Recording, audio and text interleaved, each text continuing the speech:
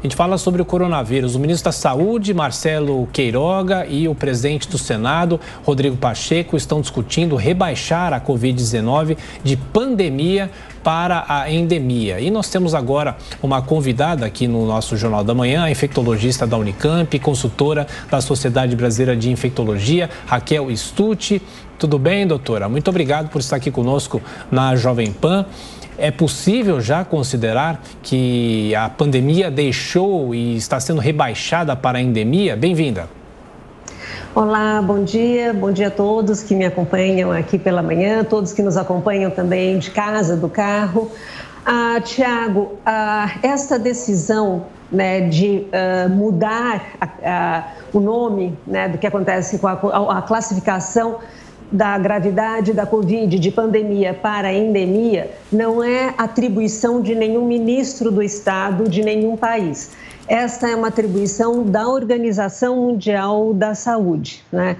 O que o Brasil e o Ministério da Saúde pode fazer é abolir, vamos dizer assim, ou mudar o decreto que instituiu a situação de emergência em saúde pública de importância nacional, que isso pode haver uma mudança e isso é da competência, sim, do secretário da Saúde. Inclusive, no Brasil, essa emergência em saúde pública foi decretada em fevereiro de 2020 pelo então ministro, né, o Mandetta, e enquanto que a pandemia, só um mês depois, a Organização Mundial de Saúde decretou pandemia. Então, eu acho que talvez uma confusão, né, ou uma maneira até do Ministério da Saúde se referir como nós estamos já com controle, né, da Covid, ela está quase acabando, ela vai ser, e ser uma endemia não significa que não tem gravidade, né? Nós temos as doenças endêmicas no nosso país, tuberculose, por exemplo, né, que tem uma mortalidade altíssima, mas eu acho também que para isso é um pouco cedo. Nós temos poucas semanas com redução de número de dados, né, de índices melhores no nosso país. Doutora, na sequência, a pergunta de Amanda Klein. Amanda. Doutora, bom dia. Doutora Raquel, o ministro da Saúde falou ontem também, durante a manhã, que foram detectados 2 casos dessa nova variante chamada de Delta Cron. Eu queria que a senhora explicasse para a gente o que é exatamente essa nova variante. Ainda não é considerada uma variante de preocupação, e sim de interesse apenas. E depois o ministro da Saúde, à noite, disse que esses casos ainda estão em investigação, que a análise ainda é feita pelo Laboratório de Análise Genômica pela Fiocruz, ou seja, ainda não foi detectado, segundo ele, que sejam de fato casos de Delta Cron. Amanda, essa é foi descrita agora, né, a Delta Cron no mundo todo. Então, é um vírus que a gente chama um vírus recombinante. Possivelmente, em um indivíduo, ele teve a infecção pela Delta e pela Ômicron, e dentro da célula, esses 2 vírus, seu material genético, se juntaram e deram essa nova variante, que tem como característica, né, a proteína spike ali, que é onde o local através do que o vírus, né, entra na nossa célula, e o local também para que as vacinas, né, o alvo das vacinas é sempre essa proteína spike, é da variante Ômicron, e o resto do genoma seria da Delta. Se ela será uma variante de preocupação, ou seja, se ela vai ter impacto, né, agora nos casos de Covid, será responsável por aumento de número de casos ou por uma maior gravidade ou menor gravidade, se ela vai fugir das vacinas, as vacinas serão menos eficazes, os antivirais também, isso nós ainda não sabemos.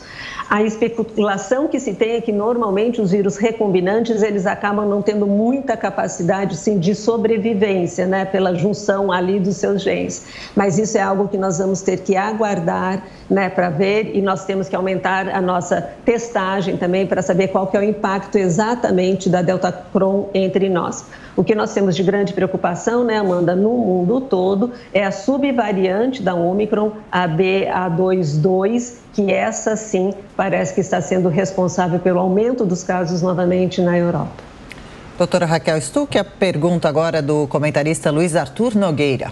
Doutora Raquel, bom dia. Do ponto de vista econômico, a grande preocupação do momento é uma nova onda em algumas regiões da China, já que a China é a segunda maior economia do mundo, acabou adotando alguns lockdowns pontuais por lá. A minha pergunta é, isso vai ser recorrente ainda nos próximos anos ou em algum momento, com a imunização do mundo inteiro ou da maior parte da população mundial, isso tende a diminuir?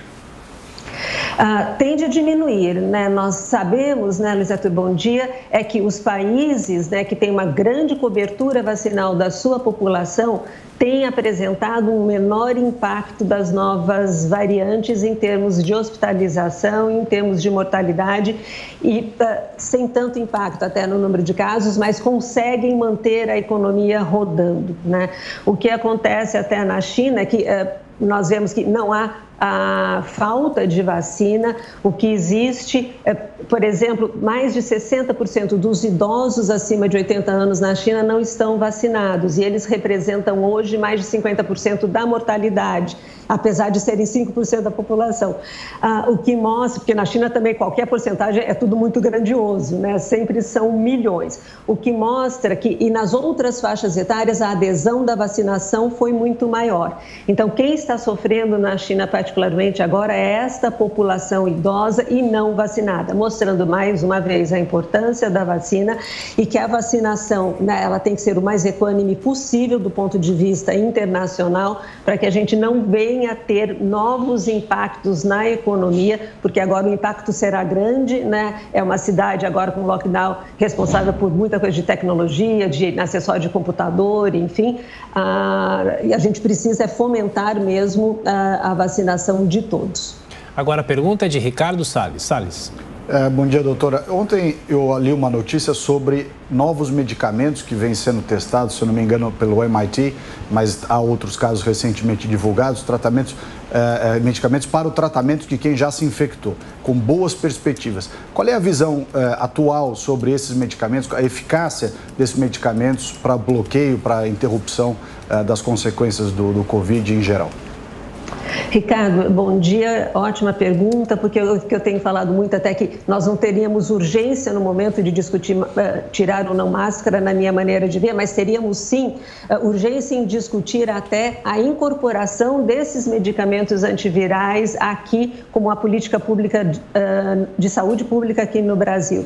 Nós temos antivirais e dois tipos agora, Ricardo, nós temos tanto medicações que para pessoas que não respondem adequadamente à vacina, então particularmente imunossuprimidos, os transplantados, você faria essa medicação e ela teria uma capacidade, né, que você daria bastante anticorpo e esse anticorpo duraria até 6, 9 meses e impediria que a pessoa adoecesse.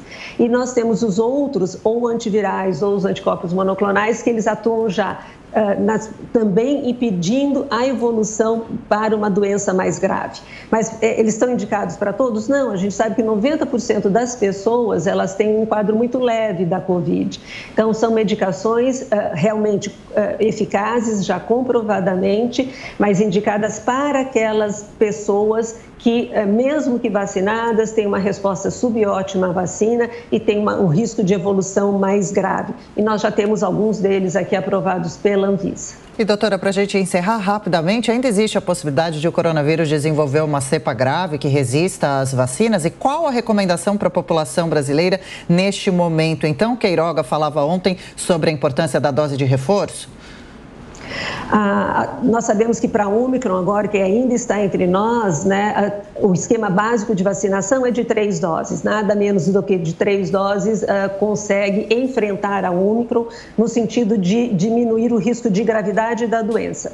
Então, se nós podemos ter novas variantes mais graves, podemos, Adriana. Sempre o SARS-CoV-2, né, o vírus da Covid, ele é sempre uma surpresa. Como que a gente faz para não ter novas variantes? Diminuir a transmissão do vírus. Como? Vacinando o maior número possível de pessoas, vacinando com 3 doses. Os idosos já precisariam da sua dose, que seria anual até, né? Já faz 1 ano que os nossos idosos foram vacinados. E, neste momento, ainda usando máscara, principalmente aqueles com risco de maior gravidade e nos locais onde eu tenho maior transmissão do vírus, o vírus circula mais, são nesses locais que eu posso ter o aparecimento de novas variantes.